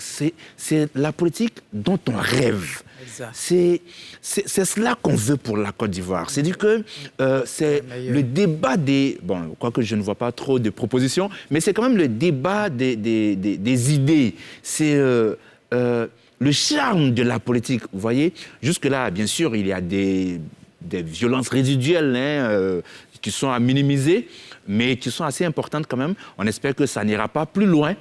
Mais il est important qu'on revienne à l'orthodoxie de la démocratie, à cette façon de faire la démocratie qui fait rêver. Parce qu'on parle aussi justement des femmes qui ne sont pas assez présentes et autres. Mais c'est une des raisons. La violence politique éloigne certaines personnes de la politique. Et avec ces législatives-là, on voit que les choses sont en train de rentrer. L'orthodoxie de la démocratie, c'est aussi l'opposition des générations. Dans ces élections, il y a des cadors, il y a des députés qui sont habitués à être au Parlement depuis 20 ans et plus. Il y a aussi des jeunes pousses qui veulent s'essayer à la politique. On va parler maintenant des cadors et des juniors à ces élections législatives. Aristide Nkenda, vous voulez réagir ? Oui, je voulais d'abord réagir sur ce qu'on disait, si tu me permets, pour dire qu'un autre enjeu qu'on ne met pas peut-être en avant sont les nouveaux majeurs. Ce sont les nouveaux majeurs. Vous imaginez que quelqu'un qui vote cette année, qui a 18 ans, en 2012, avait 7 ans, quelque chose comme ça. Et donc, à 7 ans, il ne comprenait rien à la politique. Et donc, ces nouveaux majeurs, avec les nouveaux outils, avec l'espace, avec l'évolution dans l'espace du mouvement démocratique, fait que ceux-là vont jouer un grand rôle dans ces élections législatives. Maintenant, le face-à-face entre les cadors et la jeune génération, c'est un transfert générationnel. On a parlé d'Aboville. À Beauville, cette dame porte un nom chargé de symbole, même si ce n'est pas le nom de l'ancien Premier ministre, mais son père a joué un grand rôle dans la localité. Sauf que les jeunes doivent donc bien intégrer ce que c'est que le champ politique. Et je crois qu'on le dit chaque fois sur ce plateau, moi je le dis tout le temps, il faut qu'en même temps que ceux qui viennent dans la politique se forment à cet exercice, et aussi qu'on forme les masses, pour que les masses puissent comprendre, de sorte que la culture politique puisse s'exercer. Parce que dans cette culture politique, il y a les 3 dimensions, les cognitives, affectives et évaluatives. Il y en a qui aiment Ali Diassouba, mais forcément ne vont pas voter pour Ali Diassouba parce que le programme d'Ali Diassouba, en l'évaluant, ne donne pas exactement, ne répond pas à leurs attentes. Quoique pour l'instant, je suis candidat à rien. Non, c'est un exemple. Oui, j'ai bien compris, juste une précision. Pour l'instant. Pour l'instant. Arthur Banga le précise, c'est pas moi. Poursuivez Aristide. Pour finir dans ce transfert générationnel, il faut surtout que ceux qui viennent dans le champ politique, comme je l'ai dit, sachent de quoi il est question et que, justement, la formation soit au centre des préoccupations des hommes politiques. Valdiodio Ndiaye, quand on dit que ceux qui viennent en politique, il fait allusion aux jeunes, évidemment, que ceux qui viennent en politique sachent de quoi est fait le champ politique, ça vous fait penser à quoi, notamment? Moi, je pense que c'est quelque chose de normal, c'est-à-dire c'est une transition générationnelle. C'est comme un train. Les gens vont monter, d'autres vont descendre. Et c'est logique qu'il y ait une poussée générationnelle nouveau avec des arguments nouveaux, avec des approches nouvelles, c'est normal. Et aujourd'hui, par exemple, si vous voyez les candidats, tout à l'heure, en relation avec ce que vous disiez tout à l'heure, j'ai préféré écouter attentivement les collègues quand ils présentaient les zones à enjeu, parce que ça m'intéressait particulièrement. J'étais en train de voir si nous ne nous sommes pas trompés. Nous ne sommes pas trompés. Du rapport. Voilà, donc, et je pense que là, on a eu de la consultation gratuite et j'ai pu faire le croisement pour voir que, au passage, je salue les collègues pour leur dire qu'ils ont bien travaillé. Parce que ça... Très bien. On va présenter la note après. Oui, on verra. Donc, pour revenir donc à ce que vous dites, je pense que c'est normal. C'est-à-dire, pour moi, c'est quelque chose de normatif. Et il faut qu'il y ait un passage générationnel et qu'il y ait des jeunes qui entrent au Parlement et que les vieux aussi en sortent et aillent faire autre chose. C'est important. Alors, moi, j'ai vu des jeunes sur les réseaux sociaux, des jeunes candidats qui, pour leur campagne, emploient le même vocabulaire, les mêmes concepts que leurs aînés. Est-ce que c'est la bonne méthode, notamment?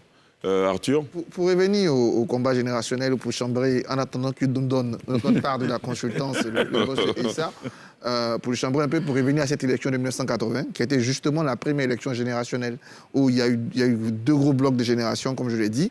Et la vie politique en Côte d'Ivoire a été toujours une vie politique générationnelle. Il y a eu toujours ce sentiment où Fouet, je disais, lui, il arbitrait à chaque fois. Il avait une façon de mettre, il disait, pour revenir à cette idée de former les jeunes à la politique, il disait toujours les postes les plus politiques du gouvernement aux plus anciens, qui sont chargés d'encadrer les plus jeunes dans des postes les plus techniques. Et je pense que surtout dans les circonscriptions où on pouvait avoir plusieurs candidats, c'est-à-dire 2, 3, 4, voilà, les partis politiques devaient encadrer leurs jeunes. Une fois qu'on a la possibilité d'avoir 2 candidats, à mon avis, si on a un ancien, il faut lui adjoindre un jeune pour qu'il apprenne à ses côtés. Ça, c'est fondamental. Parce que la politique, comme toute autre chose, il y a des gens qui sont spontanés, mais c'est toujours bien d'avoir un encadrement, d'avoir des gens qui guident. Et deuxième chose qui est intéressante, quand le transfert générationnel se fait de façon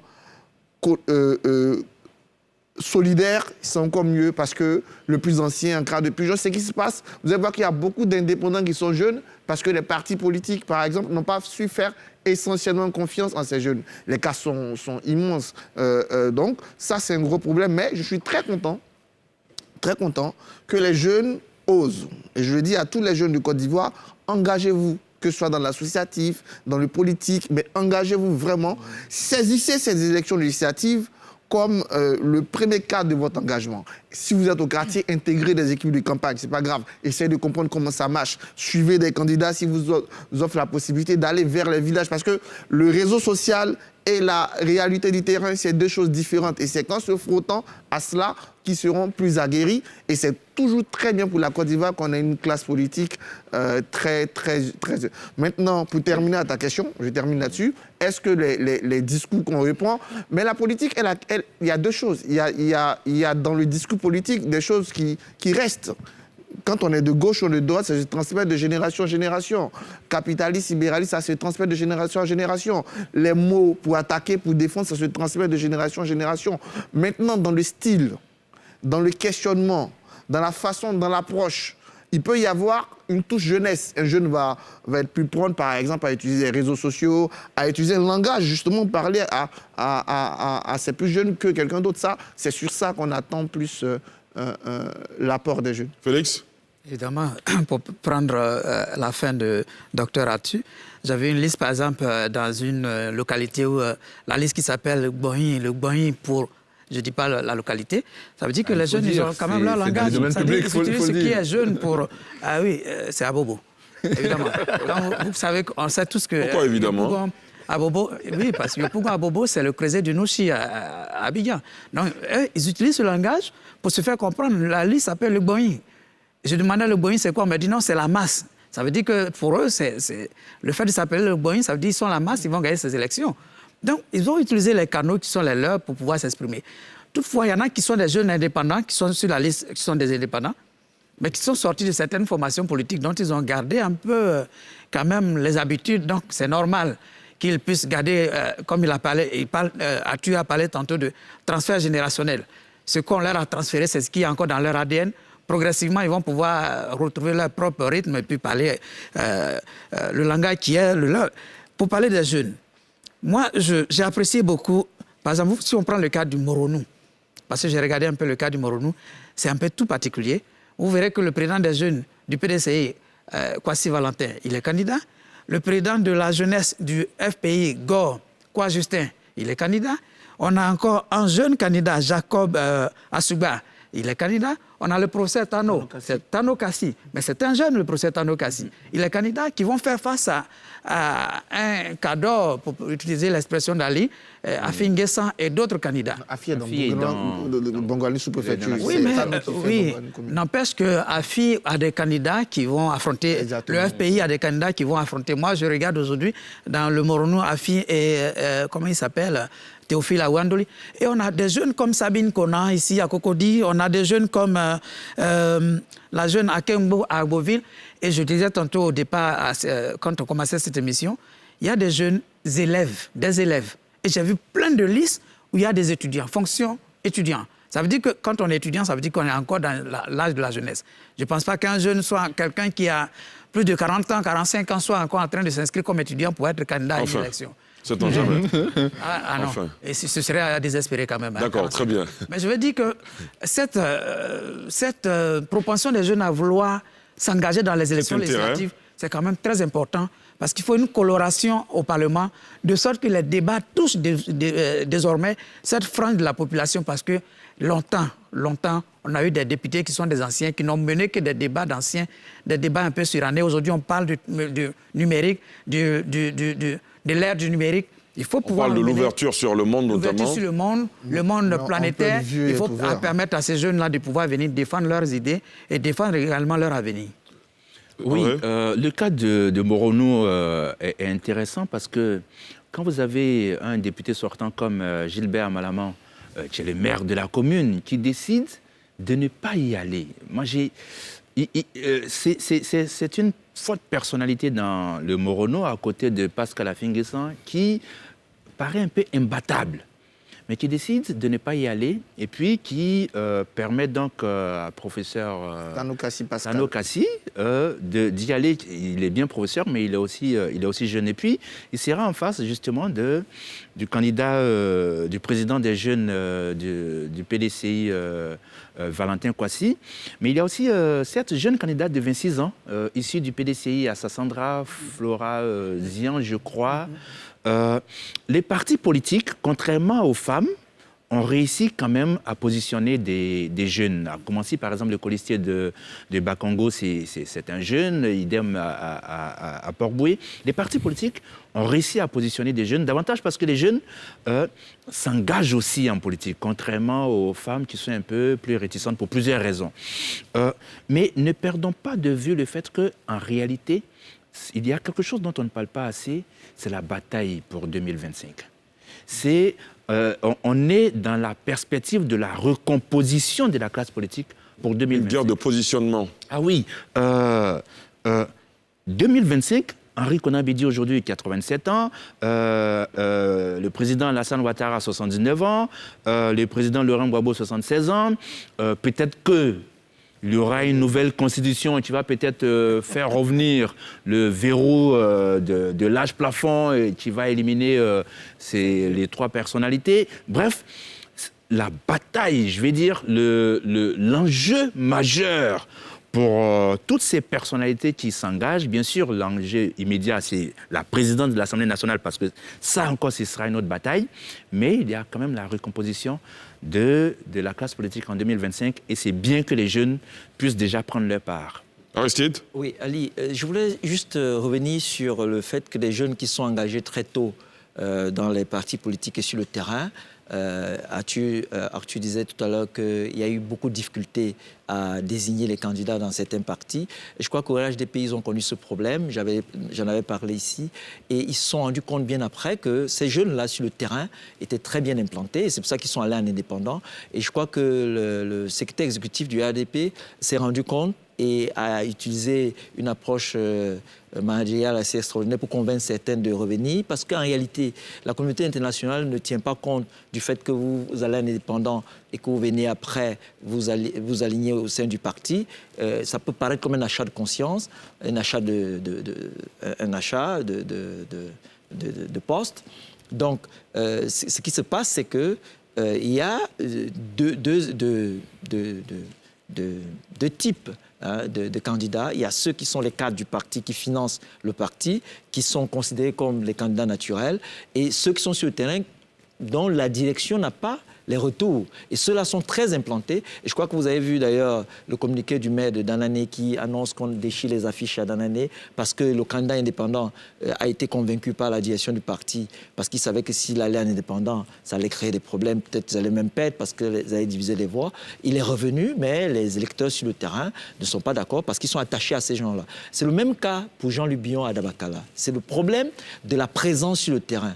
Et à Dabakala, celui qui mène le jeu, c'est un jeune aussi qui a quitté l'Europe, qui est venu s'installer là. Il est même adjoint au maire et il a fait du travail sur le terrain, donc il contrôle. Et donc Jean-Louis est en difficulté parce que justement, il n'est pas tout le temps sur le terrain. Et le problème de Jean-Louis aussi, c'est que c'est un opérateur économique qui n'était pas dans la politique et qui arrive en politique, qui est aussi en train de faire ses classes. Donc, c'est très important de tenir compte, et je crois que Actu a bien fait de relever cela, de tenir compte des jeunes qui ont une implantation, une assise sur les bastions de certains partis. Parlons d'indépendants. Oui, maintenant parlons justement des candidats indépendants. Cette année, il y a une forte poussée des indépendants. Qu'est-ce que cela vous inspire, Félix? C'est pas seulement cette année, hein. L'année. Oui, j'ai dit ces dernières années. Oui, ces dernières années, voilà. Il faut qu'on rectifie parce que aux élections législatives de 2015, on a quand même eu 1111 candidats et à ces élections, on avait que pratiquement... Il n'y avait pas d'enjeu parce que le RHDP était déjà partant pour rafler pratiquement tout le Parlement. Et malgré cela, on a eu quand même plus de 800 indépendants qui ont raflé quand même près du tiers des sièges avant de reverser ces sièges au RHDP. Et ces indépendants, généralement, relèvent d'une sorte de présence sur le terrain de certains candidats qui estiment que moi, j'ai occupé le terrain, je maîtrise mieux le terrain et le parti ne m'a pas désigné à désigner telle autre personnalité. Je me rappelle qu'il y a 5 ans, il y a ce qu'on appelle l'opération Hibou dans les formations politiques. Vous êtes choisi et la nuit, il y a quelqu'un qui a un peu plus de moyens qui va voir ceux qui sélectionnent. Le lendemain, votre nom ne se retrouve plus sur la liste. Et ça a poussé beaucoup de gens à être indépendants. Et ça continue donc, au niveau de la direction des formations politiques, il y a ces opérations Hibou-là qui poussent certaines personnes à vouloir affronter le candidat désigné par le parti. Et cette année, on a plus de 1000 candidats encore indépendants. Mais à la vérité, ce ne sont pas totalement de vrais candidats indépendants. C'est des candidats qui sont quand même issus des formations politiques, qui vont à ces élections. Vous dites qu'il y a des frustrés? Il y a des frustrés qui vont prouver à la direction du parti que vous avez eu tort de ne pas me choisir, qui vont gagner, mais qui reviendront avec leur victoire à la maison. André Silver? Voilà. Oui, cela pose le problème. Bon, avant de revenir là-dessus, c'est aussi un problème de ce qu'il y a division. Comme on l'a dit, on voit beaucoup plus l'opposition qui s'affronte sur le terrain, mais il y a de nombreux indépendants qui sont issus du RHDP. Vous prenez par exemple le cas de Bandoukou, le maire RHDP en poste, Iliassou, qui est candidat indépendant face à un candidat du RHDP. Et les exemples peuvent se multiplier. Cela pose le problème de la gouvernance interne au sein des partis politiques. Mais regardez comment est-ce que les choix se sont opérés. Aucun des partis politiques significatifs n'a procédé à des élections primaires. Et mieux, parce que pour moi, le consensus, c'est une forme de démocratie, mais souvent, il n'y a même pas eu de consensus. Voilà. Il y a un autre problème, c'est la pression qui a été exercée sur les indépendants. On est en politique, c'est tout à fait normal. Mais aujourd'hui, par exemple, il est possible pour nous de démontrer que dans certains cas, il y a eu des désistements au Conseil constitutionnel et le Conseil constitutionnel n'a pas donné la possibilité, du moins si on entend la candidate Madame Touré, bon, on va faire simple, Aoudiné, pour ce que je sais, qui affirme que son colistier, par exemple, a retiré sa candidature au Conseil constitutionnel après la validation de la liste provisoire par la commission électorale. Et le Conseil constitutionnel ne lui a pas donné la possibilité de changer, donc de trouver un autre... Bon, on a certains dysfonctionnements qu'il faudra régler. Mais ce qu'il faut voir dans les candidatures indépendantes, il y a cet enjeu crucial de la présidence de l'Assemblée nationale. Derrière de nombreux indépendants se cachent en réalité de fortes personnalités. Potentiellement candidats à la présidence de l'Assemblée nationale. C'est un enjeu crucial. Et quand vous voyez un indépendant issu d'un parti politique qui ne retire pas sa candidature, comme on l'a dit à Yopougon, ça veut dire que son derrière est soudé. Voilà.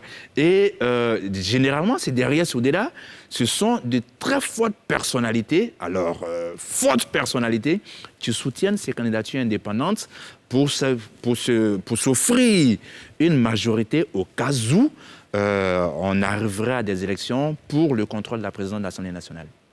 Arthur? Oui, je pense qu'il y a une bonne partie qui était expliquée. C'est comme ça que sont nés les premiers indépendants. Des gens qui n'étaient pas contents des choix de leur parti. Et quand vous prenez, on l'oublie très souvent, mais quelqu'un comme le maire de Yamoussoukro, en 2000 déjà, il gagne indépendant la commune. Ndoye Raymond gagne Koumassi en indépendant déjà. Donc il y avait déjà ce choix qui ne vient pas des partis politiques, ou voilà, je ne suis pas content du choix de mon parti politique. Bon, je vais revenir sur les primaires ensuite. Deuxième chose qui peut motiver des indépendants, donc aux côtés des enjeux politiques, il y a les alliances que contracte un parti politique. Il y a certains députés sortants qui, dans le marché d'alliance, doivent céder leur place à un nouveau candidat. On peut estimer que la zone, par exemple, à Guiglo, par exemple, la zone FPI, donc député sortant PDCI, cède ton siège à l'allié. Et lui, il n'accepte pas. N'oubliez pas qu'un gars, on l'oublie, mais même JJ m'a dit, je ne sais pas s'il a pu corriger, mais les partis d'abord déposés en indépendant parce que les tractations duraient entre EDS et PDCI, donc lui, il est parti déposer pour ne pas attendre. Je pense que ça a été corrigé après. Voilà. Il y a certains candidats, comme par exemple à San Pedro, qui ont leur parti, qui sont affiliés à un parti, mais qui veulent séduire au-delà de l'électorat de ce parti. Donc, qui vont élargir et être indépendants. Mais derrière, il y a de vrais indépendants. Il y a des gens qui ont préparé l'élection législative depuis 3-4 ans. Et qui se disent, OK, soit par un parti politique, ils ne sont pas choisis, ils se disent, j'ai trop investi, je vais. Mais il y en a d'autres qui font des calculs simples. OK, voici une grande ville, je m'investis, je choisis mes jeunes, et quand je gagne, je suis indépendant. Et en ce moment-là, je vais vendre, je vais marchander un peu mon chose. Le dernier truc sur lequel je dois insister, c'est que politiquement, dans l'esprit démocratique, la primaire, c'est la meilleure solution. Mais politiquement, ce n'est pas forcément la meilleure solution. Pourquoi? Parce que la primaire se limite souvent aux secrétaires de section ou aux militants. Elle ne va pas au-delà. Une élection ne se gagne pas seulement avec les secrétaires de section.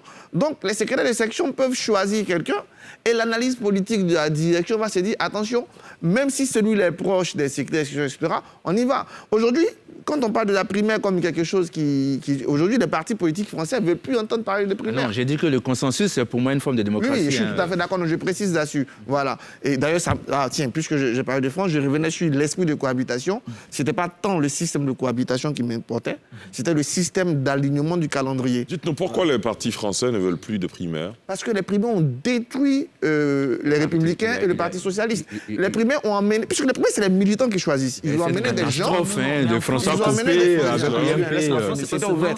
C'était ouvert. Mais quand c'est ouvert, justement, il y a des gens qui sont de l'opposition, mais qui veulent que vous perdez. Donc déjà, ils vont voter puisque c'est ouvert. Ils paient 1 euro. C'était catastrophique. Et donc aujourd'hui, tous les partis politiques français ne veulent plus entendre parler de primaire, d'autant plus que celui qui a gagné les élections est parti sans primaire. Et la deuxième aussi est partie sans primaire.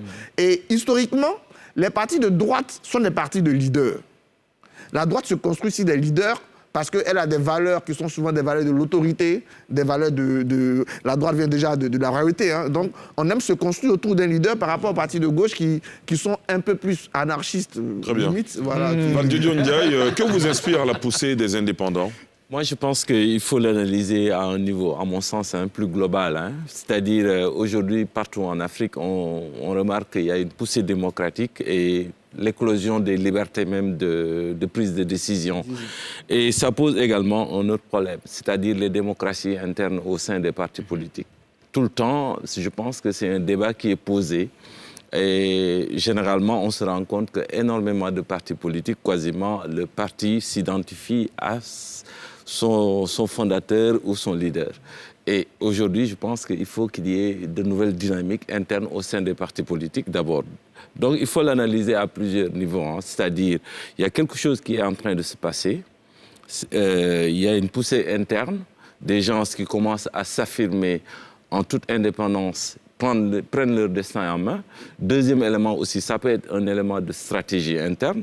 Je pense que le professeur l'a dit, Félix l'a dit tout à l'heure. C'est-à-dire, des fois, par exemple, on peut pousser une candidature, en fait, c'est un paravent, mais derrière, il y a toute une stratégie derrière. Donc, et enfin, comme je l'ai dit tout à l'heure, une question de démocratie interne. Et aujourd'hui, on doit interroger nos partis politiques, généralement en Afrique, parce qu'il n'y a pas tellement de démocratie interne. Le chef décide et puis on passe. Voilà, exactement, généralement. Et comme maintenant, on est dans il y a un souffle nouveau, etc., souvent les gens décident de se prendre en charge eux-mêmes. Allez, je vous laisse. Monsieur, alors j'ai une équation très difficile. Il me reste 6 minutes pour terminer cette émission. Vous levez tous la main ensemble. Je vous donne la parole, mais si vous êtes très loin, je serai obligé de vous arrêter et prendre votre mot de la fin. Allez-y, André Silver. Oui, j'insiste un peu sur la panne de propositions parce que on voit cette forme de ferveur qui est à saluer, mais en même temps, je ne lis pas beaucoup de propositions. J'ai vu par exemple un candidat comme Herman Aboua, on dira que c'est un journaliste, mais il est à l'épée, qui a donc fait une proposition sur la communalisation. J'ai lu une proposition d'une candidate à Imbelikro indépendante, Mélissa Kofi Sandjé, qui parlait de ce que si elle était élue, elle porterait donc un projet, une proposition sur le fait que les responsables, les dirigeants politiques devraient, par exemple, se soigner en Côte d'Ivoire. Il y a notre confrère Antoine Assalé Timoko qui a fait une proposition sur la citoyenneté. Justement, il y a quelques propositions, mais dans l'ensemble, je suis le candidat du président Henri Konabédié, je suis le candidat du président Laurent Gbagbo, je suis le candidat du président Alassane Ouattara. Moi, je suis un partisan du haut niveau. Je souhaite vraiment que l'Assemblée nationale, c'est du haut niveau. Voilà, c'est une institution de proposition et je serais vraiment heureux qu'on essaie de recentrer un peu les débats sur les propositions. Ce serait vraiment important. Félix ? Je pense qu'André ouvre déjà, me précède déjà dans ce que je suis en train de dire. C'est ça aussi qui ouvre la chance aux indépendants. Parce que quand on est indépendant, qu'on n'est pas obligé de dire moi je suis le candidat de M. X ou de Y, on est obligé de faire des propositions concrètes. Et les indépendants, c'est ceux-là cette poussée des indépendants s'explique également par la radicalisation de la vie politique entre les formations politiques. Et donc, ces indépendants représentent une sorte de troisième roue de la charrette qui, pendant que la guerre de Titan se mène, se positionne pour ravir le fauteuil. C'est ça qui a permis à ces indépendants d'avoir quand même le tiers des sièges aux élections passées. Et je ne serais pas surpris que pendant que les gens se battent dans des discours, des diatribes politiciennes, qu'on a beaucoup entendu déjà, un discours apaisé et puissent ravir l'électorat à ces formations politiques. Donc, il faut quand même saluer cette troisième roue de la charrette qui vient faire d'autres nouvelles propositions qui ne sont pas des propositions si radicalisées qu'on a l'habitude d'entendre dans les paradigmes politiques. Aristide ? Oui, juste apporter une précision par rapport à ce que notre expert observateur international disait. Oui, qui disait que ça peut paraître comme une stratégie. Ça peut être une stratégie, mais pas pour le parti au pouvoir, pas pour le HDP. Ça peut être pour l'opposition. Parce que le HDP a été clair, ils ne veulent pas d'indépendants, pour la simple raison que si les gens vont en indépendant et qu'ils gagnent, en revenant au parti, c'est comme si on avait acheté, la communauté internationale ne considère pas ça. Mais non. Il ne refusera pas des indépendants, en tout cas. Oui, ils ne vont pas refuser, mais ça biaise un peu leur stratégie, puisqu'ils sont gagnés. Voilà. Donc, moi, pour finir, dis quoi ? Dis simplement que c'est très bien. Et je suis très heureux d'entendre, n'est-ce pas, l'expert dit que les gens prennent leur marque, les gens prennent des espaces, les gens se construisent. Et c'est ce que je disais, c'est le contrôle des territoires. Ce sont des territoires politiques et ce ne sont pas des territoires matériels. Ce sont des territoires immatériels parce que c'est le territoire de la pensée. C'est le territoire des arguments. C'est ce que André Sylvain-Conan disait. Tu expliques bien maintenant. Voilà, donc c'est opposé au déterminisme géographique. Et le déterminisme géographique, c'est ce qui a perdu les premiers théoriciens de la géopolitique. Pourquoi ? Parce que ce sont ceux qui pensaient que c'est le territoire physique qui faisait dans la politique, alors que ce n'est pas ça. C'est entendu. Alors, docteur Arthur Banga, vous êtes historien, mais aussi sensible aux questions de sécurité. Un mot sur la sécurisation de ce scrutin, rapidement ? Rapidement, mais permettez-moi de dire quand même une précision. Non, pas vous n'allez pas répondre. Non, pas du tout. Plutôt André. D'accord. Rapidement. André, on peut me répondre. Les élections législatives ne sont pas des élections d'idées. Je suis candidat d'un parti. Le programme, il est déjà fait. Je suis candidat du RHGP. C'est pour appliquer le programme qu'ils ont dit au présidentiel, pour leur donner les lois pour l'appliquer. Donc, je n'invente rien. Ce n'est pas des élections d'idées. Mais ce programme-là, il est fait d'idées. Voilà, non, je dis, on ne va pas faire de nouvelles idées. Non, oui, mais lui n'a pas parlé de nouvelles idées. Lui, ce qu'il semblait dire, c'est que justement, ces idées qui consolident le programme sont mises en avant. Exactement, pour répondre les idées. Pour ne pas qu'on ait affaire à un débat de personnes. Nous disons la même chose. Allez-y. Souvent, les gens disent non, mais il faut des nouvelles idées. Non, quand je suis candidat du RAGP, c'est pour tout ce que le RAGP explique au présidentiel là, je vais défendre. Je suis candidat du PDC, de la ligne PDC-EDS. C'est ce qu'ils ont dit pendant les présidentielles là. C'est ça que je viens expliquer. Et c'est sur ça que je vais être élu. Mais ce qu'André Silver disait, non, je rappelle ceci, c'est qu'il disait, c'est qu'on peut avoir un candidat d'un parti qui ne sait même pas les idées promues par son parti. Non, c'est peut-être de ça. Exactement. C'est peut-être ce postulat-là qu'il voulait faire. Ce qu'André dit et qui peut être vrai, c'est qu'on peut être candidat et ajouter quelque chose. Une plus-value. Absolument, apporter une valeur ajoutée. Vous avez une minute pour vous prononcer sur la sécurisation. Une minute. Des élections. Heureusement d'ailleurs qu'on part déjà sur des élections. Déjà, on a moins de tensions verbales pour l'instant. Mais je peux garantir... on a fait le rétexte, la gendarmerie a fait son séminaire il y a une semaine, la police l'a fait il y a 2 semaines. Je ne vais pas masquer que je travaille au ministère de l'Intérieur, donc je peux dire on. Et nous avons préparé les forces à répondre à tous les défis sécuritaires parce que le retour d'expérience a été fait sur les présidentielles.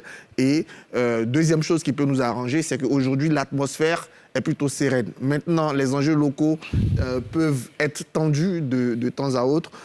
Nous serons prêts à expliquer et à faire respecter la loi s'il le faut. Très bien. Félix Bonilla, Dr Arthur Bangar, ici de Nkenda, Valdiodio Ndiaye, André Silver Kona, merci d'avoir accepté notre invitation.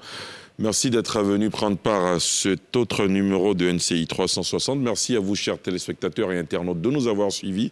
Vous pouvez poursuivre le débat chez vous. Nous, on se retrouve dimanche prochain pour un autre numéro.